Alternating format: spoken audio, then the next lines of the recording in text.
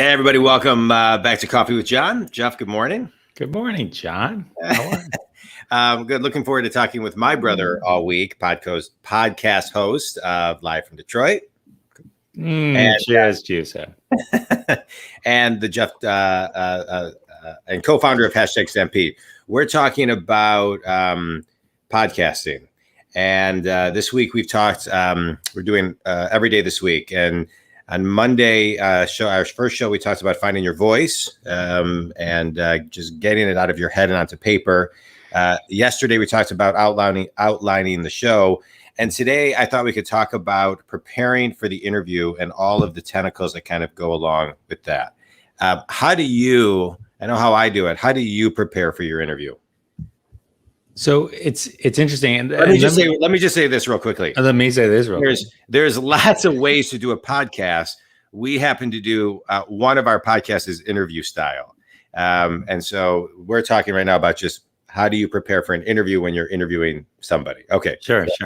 And I got to say, when you're setting up to do an interview or setting up to do a podcast and it's going to be an interview style, this is, I think, the part that has, it's like the iceberg. You don't realize how much time goes into preparing for the interview. You know, if you're going to talk to someone for an hour, you have to really know what they're all about so that you can have a conversation. Because I think if your guest thinks you're just talking to them for them just to talk and you don't know anything about them, I think it kind of comes through in the interview.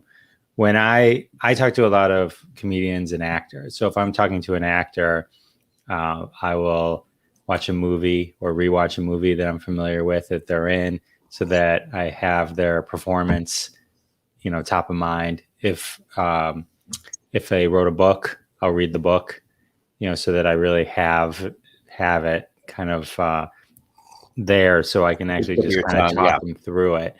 And I think when you're preparing for an interview, the key to the interview is to know more than you're probably going to need during the interview, but when things come up that you can reference things. Yeah. And the more you dig in, the more other connections you can find. Oh, you did that movie, but you also starred with that person, or you also worked with that person over here, and you did these things together. Did that help with that? And so it's just a matter of, I remember I was interviewing someone and they're like, oh, I have a foundation. Did you know I had a foundation? And I said, the one you started in 1974. You know what I mean? It's like, you don't necessarily just spew it all. But here's the thing. Here's the other thing. And we'll talk about this more tomorrow. I think as you digest, this is about digesting the information. Tomorrow we'll talk about interviewing, which is how to use the information that you get for prepping. Yeah. But I think it's important to know as much as you can about your subject. I prepare questions and talk about things that you want them to talk about on your show and kind of think about the thread that they're going to bring to your episode. Yeah. It's funny. I mean, we have successful podcasts and we do it completely differently because everything you do, I don't do. Because I want the energy of newness in my interviews. So what I do is on Sunday night, when I kind of see who my lineup is for the week, I have, when people sign up for my podcast, they fill out a bio. And then I kind of review their bio. I check out their LinkedIn. I go to their website and I do it very quickly. And the reason I do it is I kind of meditate on each client, on each interview, to kind of understand the energy and the essence of what I want to get from that person. I look for that one kind of like seed that I think that they can give, that one piece of, something that separates them apart. And like I was saying yesterday, I kind of take my style is very Larry King. So I don't prepare any questions. And I am just very tuned into hearing what they have to say and organically take the conversation because I want to feel like I'm meeting that person for the first time and I want my audience to feel the same way. And so that's just the way that I do it, but I love the way you do it because I think it shows that there's so many different ways that you can do to prepare. I think the key for me as far as preparing, it really is taking time to just kind of, like I just said, think about kind of that one thing I want to get out of it, right? So I interviewed Jeff Kretschmer and Lee Trepic on Monday about Tamarack camps. And I wanted to talk about the soul of camp, right? The soul of what a community camp is. And so I kind of, in my being, I'll jot down a note that's kind of the theme of what I want to get across. So that's how I do it. And but while I'm interviewing someone, I take a lot of notes because I'll listen to what they have to say, and then I'll take my next questions based on what they have to say. If I don't write things down, I'll forget.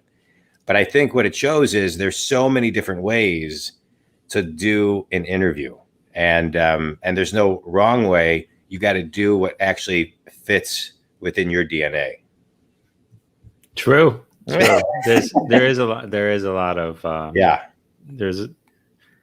there's whatever works for the podcast or the interviewer. I just, it's. Well, let me just say one more thing. In my form, people have to fill out and answer a ton of questions, so I can get to know them. I like looking at things in a USA Today fashion.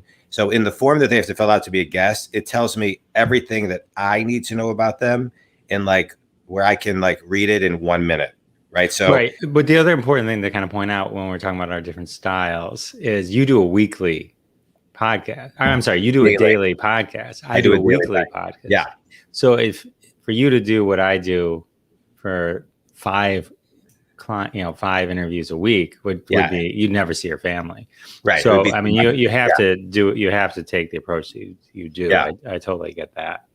But I also think that, I love working with you because even as we prepped for this, you were like, okay, I'm going to put together an agenda and prepare everything. So I said, we know how each other work as brothers. So, I think we always complement each other really well on anything that we produce. So, but I think knowing the path or thread that you want to naturally move through is really, really important. And you got to do it for, the cadence and the flow of what's right for you. So I want to talk a little bit about getting to know your subject during the interview. Sure. I will say one more thing that I do, and then we get to during the interview, is I'll listen to other interviews that they did.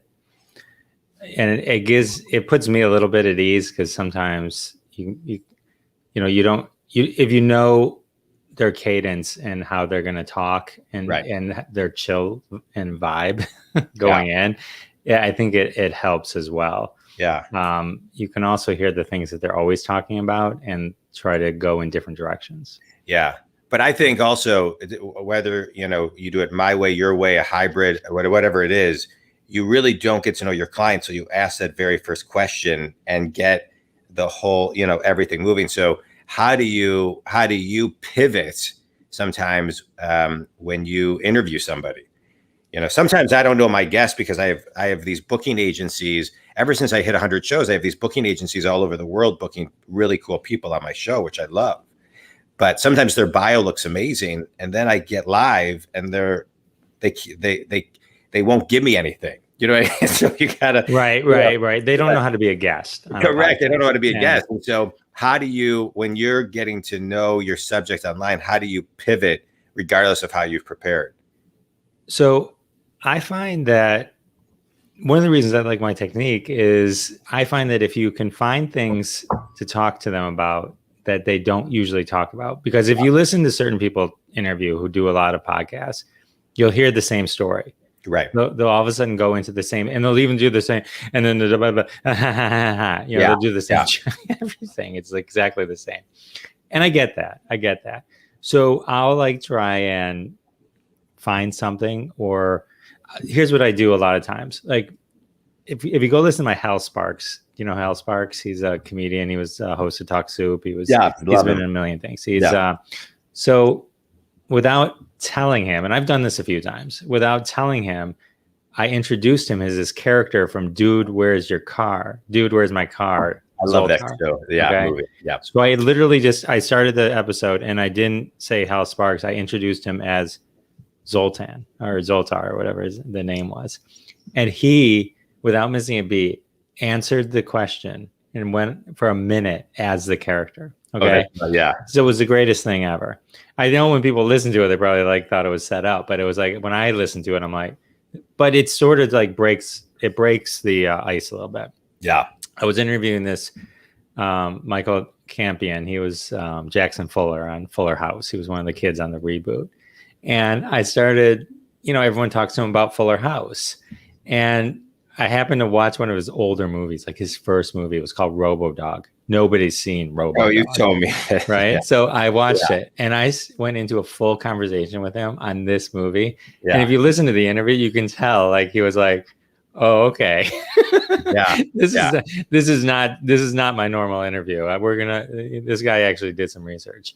And but then they'll tell other stories. The more comfortable they get with you, and if they feel like you know who they are, I feel like that's one way to get to that comfort level. Well, I think that's I love that you said that, because the goal of my interviews every day is to get to know the soul of the person I'm interviewing. I don't even necessarily, I do care about what they do because it's a business podcast, but I care about getting some element of the soul of that human being. And that's where I kind of drill. That's why I can't really prepare until I meet them, because I can't understand who they fully are until I meet them when they come on stage, right? When they come on StreamYard. I know, it's like I spend all this time getting to know them. Then you have the conversation. Then I do my own editing. So like I'll edit it. So by the time the episode airs, I've probably heard the conversation 3 or 4 times. Yeah. So to me, it's happened 3 or 4 times. To them, it happened one time. Right. A month and a half ago. They don't even remember me. And I'm like, remember me? Yeah, right. Well, and I don't do any of my own editing. I have a team of people that do my edit, but we'll talk about that and kind of, there goes my light. You can see how, yeah. So what happened to John? He looks right. horrible. No, it's the thing that sticks onto my laptop. It always kind of, online it looks like it stays there forever, but it always kind of falls off my computer. Anyway, we're gonna pick up tomorrow on some more of this. But I do want to say this: you and I love podcasting. We have done over 1,200 shows, and we are, collaborating, which we haven't done since our internet days, on how to help people, come up and launch a podcast. And I'm excited to do it because we're brothers. We started an internet company back in '95. We sold it in '97. And I love doing stuff with you. We've been looking for something. And so we're, doing this how to launch a podcast to help people basically launch their podcast in 30 days. And I'm excited to do it with you. And so for those who are interested in having an idea, I have people come up to me all the time, and as I know you do, talking about, hey, I have this idea. I've wanted to launch a podcast for the last year, 2 years, 3 years. I can't figure it out. I can't do it. Not that people need us to do it. People could do it on their own. We'll just accelerate the process, educate people on how to do it, how to find their way because of the 1,200 plus episodes we've collectively done. And so I'm excited to do it with you. And, there you go. JohnDwoskin.com for more information. Jeff, tell people how to get a hold of you, though, on #Stampede and exactly what your day gig is. Sure.